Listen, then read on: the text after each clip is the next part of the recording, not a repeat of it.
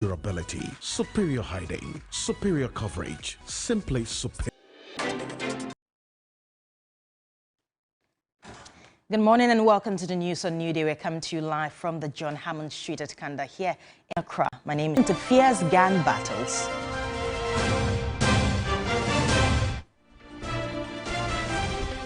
Minister for Foreign Affairs Shirley Ayokobochi condemns Goro Boys' operation at passport offices and sacks some public workers on secondment at the passport office who have overstayed their time.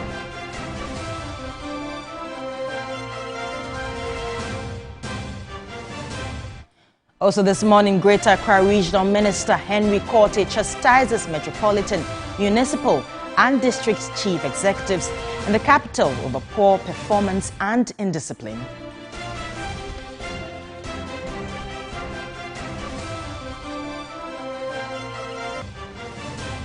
Plus, Ghana National Association of Teachers, NAT, retirees call for national dialogue on free senior high program.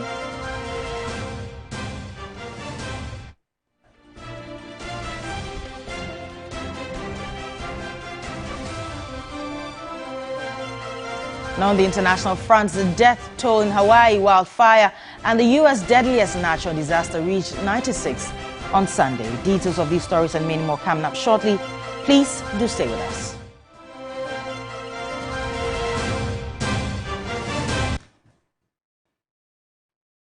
And our first story, Minister for Foreign Affairs and Regional Integration Shirley Ayokobochi has vowed to restore sanity in the passport acquisition process in Ghana after she stormed passport centers this week over concerns of illegal activities. Acquiring a passport has become a complicated process for many Ghanaians with long delays and many middlemen despite an overhaul of the system. The minister says that is not just acceptable. Particular visit has become necessary because of some reports that I have. Reports that officers, and there are 9 or so agencies represented in any passport application center, that these people represented from the various agencies, and I will not say that my own officers are not part of it, but these people are involved in illegal activities. And when I say illegal activities, we all know. Just 2 days ago, the report in the Daily Guide that the issue of Goro people involved in our passport, 100 Ghana for standard service to acquire a passport, and 3,000. And yeah, they don't even charge 2,000 now. They are charging 3,000, and it's wrong. The passport office, they need some. Why should this be so? And sometimes they don't even carry out the so-called service that they promised them for charging them so much. The stories are horrific stories. People's experiences are not the best.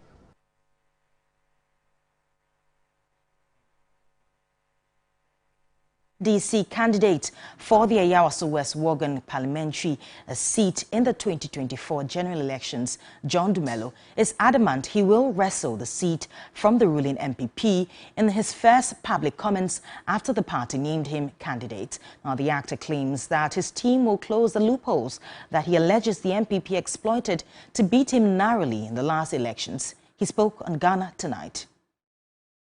Me, I think I won. We won. We won the 2020 elections. You won? Yes, we won. But you are not the MP. I know, but what I'm saying is that we won the 2020 elections. We've had the best results so far in the history of Ayawaso West Wuogon. Are you talking about this?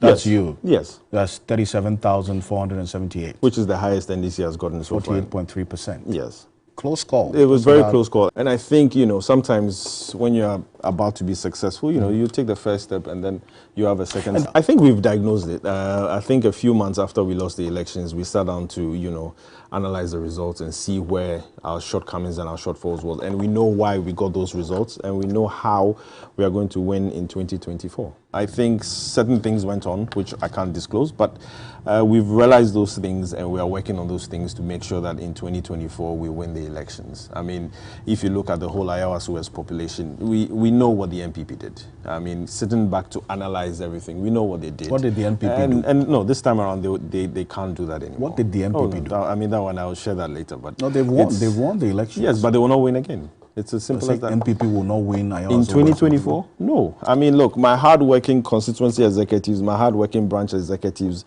will not allow that to happen because they are in charge of the campaign. And those who voted for me, the 37,000 people, this time we are going to increase it, you know, to more than 45,000. Because I've spoken to them and they've told me point blank. Some people regretted voting for the NPP in Ayawaso West. I mean, just like the general feeling across. Some people regretted voting for the NPP. They realized that, you know what, they made a mistake.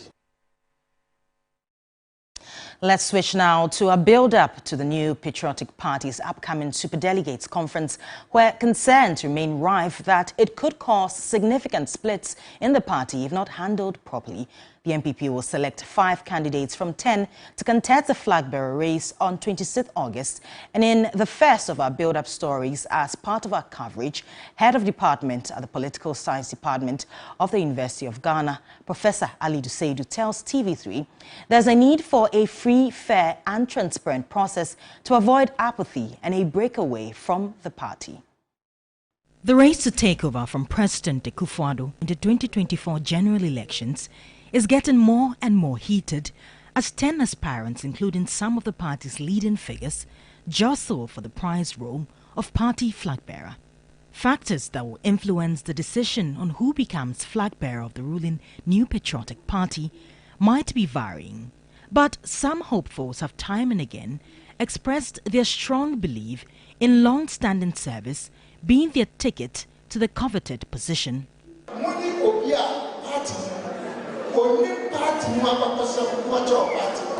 You need to vote for me because I am old and experienced in the party.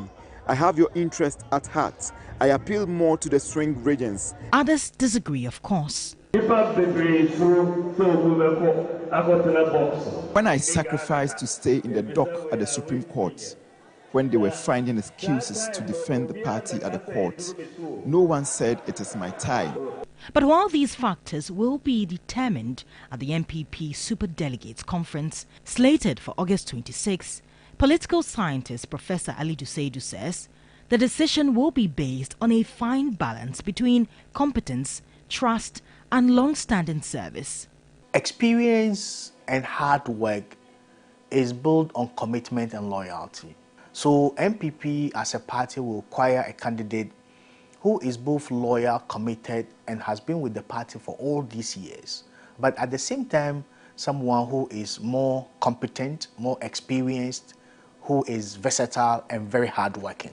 The 2024 general elections is in fact a critical one, especially for the NPP, and while careful selection of a flag bearer is needed, there are concerns that the Superdelegates Conference can lead to a split in the party if not properly handled. There have been this issue of establishment candidate. There have been this issue of one candidate being favored by government. If this is not properly addressed, it could create a whole lot of betrayal, mistrust, and apathy. Whatever the parameters may be, one thing is certain, that out of 10 candidates, 5 will be shortlisted. Judith Awachitando, TV3 News. Now, away from that, the Greater Accra Regional Minister Henry Quartey has taken a swipe at the various metropolitan, municipal and district chief executives in the capital over what he terms as poor performance in helping to curb indiscipline. At a meeting in Accra, the minister judged all the MMDCEs to have performed abysmally in maintaining sanity in the region. Hardworking. Yes. With Abubuya still on the motorway. Can we say he's hardworking? Is it hardworking? Chocho is still loading around Accra Mall. He's hardworking. Kole Klote. Rubbish around Graphic Road. Hardworking. You hear me? Kimbu, Chudu, everywhere, rubbish. Hardworking. I want us to mark ourselves. Honorable Abana, Agbogbloshie has been turned into a refuse dump. Is it hard working? Are you aware? The place we cleared, that people are still dumping refuse there. They have stopped. Since when? Do you know the dates we did this exercise at Agbogbloshie? 2 years. And it took you last month to stop them from dumping refuse. I'm not too excited about coming to read hard work. Yeah.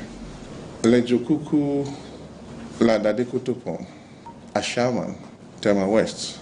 We talked about Abubuya on the motorway. They are still plying the motorway. Ayasu West Wogon, Accra Mall. It's like that. In fact, Ladadekutupo, just in front of ex-President John Mahama's house, somebody has started selling onions and tomatoes. Unbelievable. We are fighting over who collects revenue at Palace Mall. And as the contractor continues to work, the median has become a place for organizer, trotro, mechanics. Every day I talk about it. MCE is not feeling well every day. So how do I read this speech? Now, there's tension in the Bawku municipality after two communities were attacked, leading to a fierce gun battle and intermittent gunfire, causing panic among market women and school children.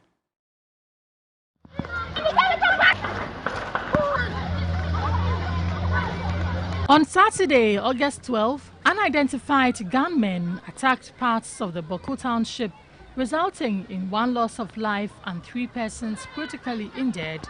The incident has sparked sporadic shooting within the municipality. Residents have expressed disappointment with the local administration's handling, fearing the constant gunfire and ongoing fatalities. Unidentified gunmen at about 1 a.m. on August 14 targeted Baduri and Azanga communities, causing significant damage. The raids triggered a large-scale gunfight in the township, causing panic among market women and school children. The military responded to the intense gunfire, which lasted 30 minutes, restoring peace in affected areas. Bawku has experienced chieftaincy conflict for many years, which has led to the death of many people and the destruction of property. Now, still in Bawku, there are concerns from security experts that the country is failing unduly in dealing with a long-standing conflict in Bawku. Tensions were rife for the weekend when 2 communities were attacked, resulting in the death of 1 person. Security expert Dr. Victor Doke says strategies being used in trying to resolve the long-running Bawku conflict have failed. He claims the latest gunfire engagement in the area is further evidence of that. The incident that happened is very unfortunate. My checks reveal that the incident happened in the Mampusi area, and it's still under investigation though.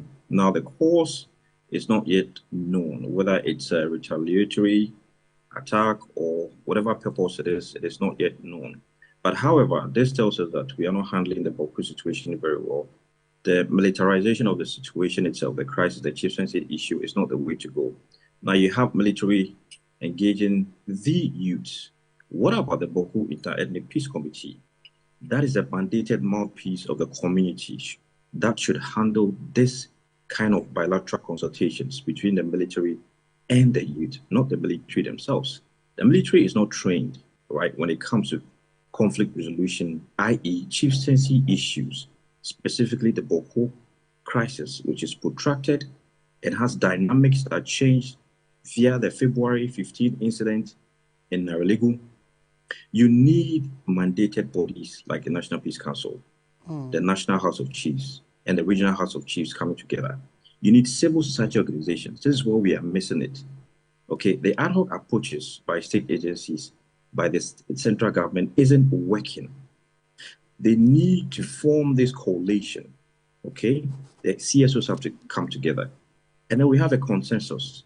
Get the BIEPC, the Bawku Inter-Ethnic Peace Committee, resource them. They lack the capacity, they lack the funding to even travel to areas where these cacophonous shootings are happening, to engage the youth. Use the media in the area to sensitize against small arms and light weapons proliferation. And then we can say we are getting somewhere. We need sustained engagement with all stakeholders involved. That is what we are missing out. Let's head to Niger now. The Economic Community of West African States, ECOWAS, has condemned attempts to bring high treason charges against the deposed president of Niger, President Mohamed Bazoum. This, in the opinion of ECOWAS, is provocative and goes against the junta's alleged desire for a peaceful resolution of the standoff. The international world and ECOWAS both recognize Bazoum as the legitimately elected president of Niger, and they have reaffirmed their call for his quick release and reinstatement. While ECOWAS has insisted it will use diplomacy to achieve this, it has not ruled out the use of force. Ivory Coast is one of the countries committed to that and has promised up to 1,000 troops to the force. Now, the Ivorian ambassador to Ghana, Asielu Felix Tanon, says committing the troops is the right thing to do.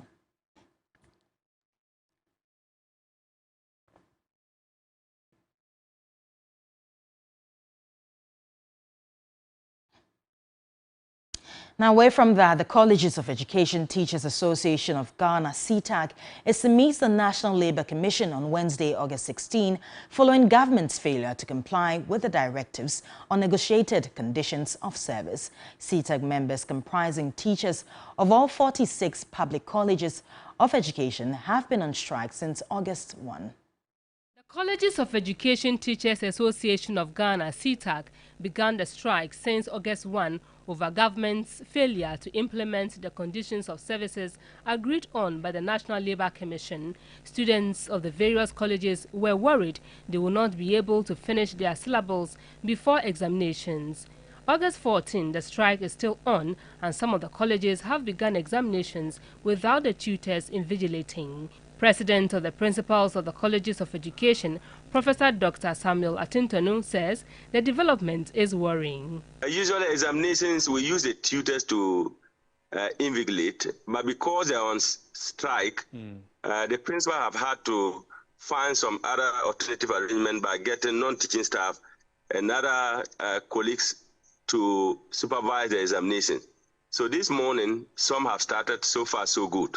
He is convinced the tutors may suspend the strike even before the exams end. We are still appealing to them and engaging them. And if you are aware, they are going to have a meeting this week with NLC. And we are very positive. We keep talking to them and appealing to them to suspend the strike and then assist in this while we continue to talk with government to pay their conditions of services or the allowances that they are on strike for. Now let's do international news. Now, crews may find 10 to 20 wildfire victims a day. That is according to the governor. The recovery crews combing through homes and vehicles burned to a cinder in Hawaii are likely to find 10 to 20 more victims per day, and that is what the governor is warning. The death toll grew to 96 on Sunday, making this the deadliest U.S. natural disaster in more than a century. Governor Josh Green said it could take up to 10 days to learn the full death toll. Nearly the entire town of Lahaina was destroyed in the fire.